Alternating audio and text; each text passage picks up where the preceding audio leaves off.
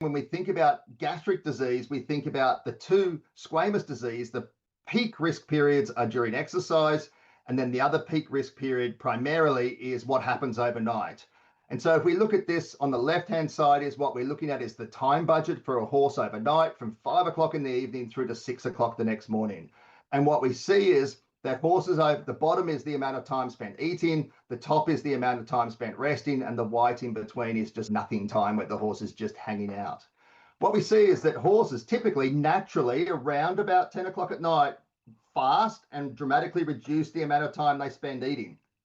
And what we have during this 8-hour period is the production of saliva is decreased, the roughage intake's decreased, but the acid is still being produced in horses. They continuously produce acid, and that acid starts to creep up onto the squamous mucosa like a tide in the ocean. It goes up, and then when the horse starts eating the next day, it goes back down again.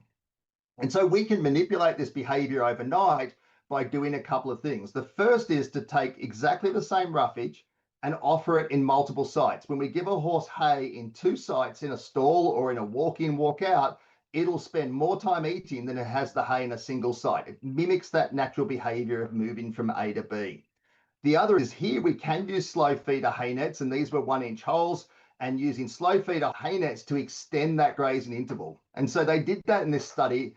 And what they saw is that instead of the horses stopping eating about 10 o'clock at night, they went through till about 2 o'clock in the morning, and they started again earlier in the morning. So instead of having an 8-hour window where that acid's building up overnight, we now have a 4-hour window. And critically, when you look at the sleep behavior on the top, is the sleep behavior, the resting behavior is not affected. They do tend to condense it, but they still get the total amount of sleep. And sleep's one of these sort of sleeping giants for horse welfare and horse health.